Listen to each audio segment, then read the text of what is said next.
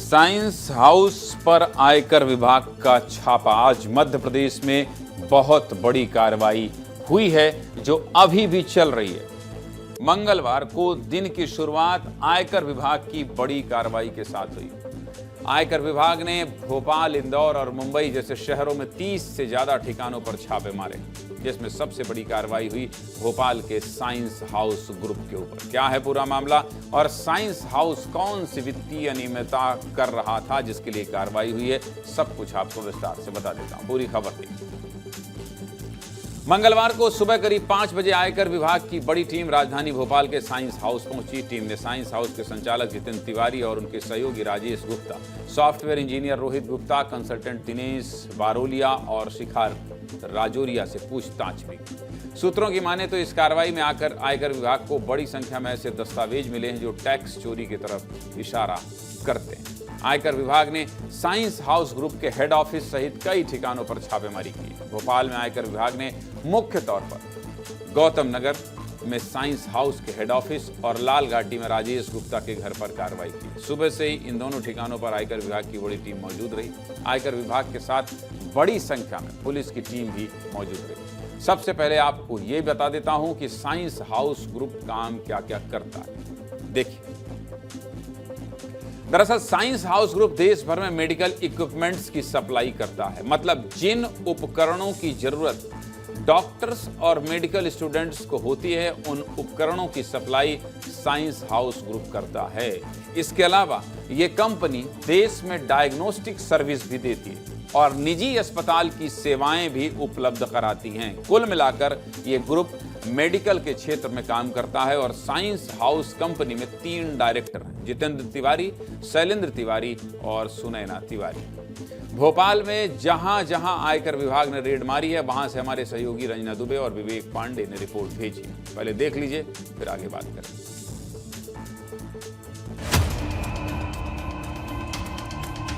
Science house private limited पर यह कार्रवाई चल रही है और इनकम टैक्स के करीब 12 से 15 अधिकारी इस वक्त पूछताछ कर रहे हैं। राजेश गुप्ता जो इसके मेन ओनर हैं, उनके घर पर भी कार्रवाई चल रही है और इनके 3 से 4 पार्टनर बताए जाते हैं। ये चारों मिलकर मध्य प्रदेश और मध्य प्रदेश के और पड़ोसी राज्यों में मेडिकल उपकरण सप्लाई करते थे और इसी मामले में सबसे ज़्यादा गड़बड़ी और अनियमितता की शिकायत थी।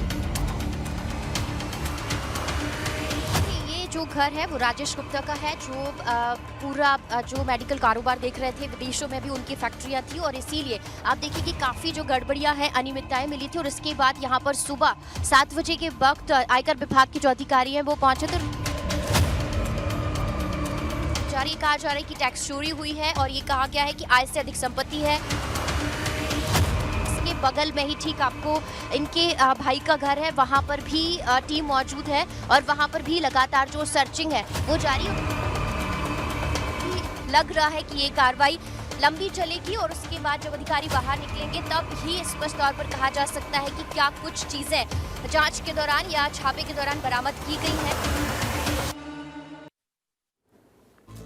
फिलहाल आयकर विभाग की जांच जारी है, लेकिन साइंस हाउस ग्रुप के संचालक जितेंद्र तिवारी पर पहले भी बड़ी कार्रवाई हो चुकी है। यहां तक कि OW एक बार जितेंद्र तिवारी को गिरफ्तार भी कर चुका है। तब क्या क्या हुआ था आपको यह भी बता देता हूं। देखिए, दरअसल कंपनी में वित्तीय अनियमितताओं को लेकर पिछले साल 2024 में OW ने जितेंद्र तिवारी को गिरफ्तार किया था और यह कार्रवाई दिल्ली की टीम ने की थी। ये कार्रवाई तब हुई थी जब जितेंद्र तिवारी 2 महीने के लिए चीन गए और वहां से वापस आया।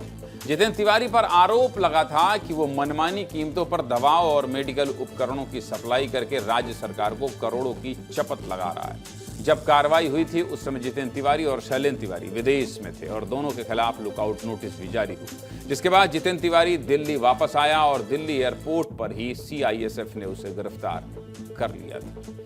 1 साल पहले हुई कार्रवाई में भी जितेंद्र तिवारी का पूरा परिवार आरोपी बनाया गया था। जितेंद्र तिवारी के घर में जितेंद्र तिवारी, उसकी पत्नी अनुजा तिवारी, जितेंद्र का भाई शैलेंद्र तिवारी, उसकी पत्नी सुनैना तिवारी और इन सब ने मिलकर कई अलग अलग कंपनी बना रखी है। फिलहाल आयकर विभाग की जांच जारी है और मामले में जो भी खुलासा होगा आपको बताता रहूंगा। अब बात करते हैं राजेश गुप्ता की। राजेश गुप्ता भी मेडिकल इक्विपमेंट्स का बिजनेस करता है और भोपाल के लाल घाट स्थित उसके घर पर आयकर विभाग ने छापेमारी की। छापेमारी के दौरान राजेश गुप्ता घर से बाहर भी आया और लेकिन मीडिया के किसी सवाल का जवाब नहीं दिया। देखिए राजेश गुप्ता जब रेड के दौरान बाहर आया तो क्या हुआ, देखिए। सर आप क्या कहेंगे, आज आपके घर में सुबह से टीम पहुंची थी, आपको लग रहा है कि वाकई कुछ गड़बड़ियां हुई है? हटाओ सबको इधर। वाकई कुछ गड़बड़ियां हुई है, आपको लग रहा है? लॉकर खोलो ना, गेट क्यों खोल रहे हो तुम, वेट क्यों कर रहे हो? देखिए राजेश गुप्ता हैं और आयकर विभाग के अधिकारी यहाँ पर है। पैथोलॉजी लैब जो बताई जा रही है वहाँ पर पहुंचे हैं और सुबह से करीब 5 घंटे का लंबा वक्त बीता जब आयकर विभाग के अधिकारी वहाँ पर पहुंचे थे। और इसके बाद अब देखिए पैथोलॉजी जो लैब है वहाँ पर जो राजेश गुप्ता हैं उनको लेके अंदर जा रहे हैं। रेड अभी भी जारी है। अभी क्या स्थिति है चलिए दिखा देते हैं। विवेक आप वहीं खड़े हैं, अभी भी रेड जारी है या नहीं है? कौन लोग हैं, कितने लोग अंदर हैं, बाहर क्या स्थिति है? जरा तस्वीरों को दिखाते हुए पूरी खबर बताइएगा विवेक। देखिए ज्ञानेश जी, अभी जो एक जानकारी निकल के आ रही है कि भोपाल में अकेले करीब 15 ठिकानों पे कार्रवाई चल रही है।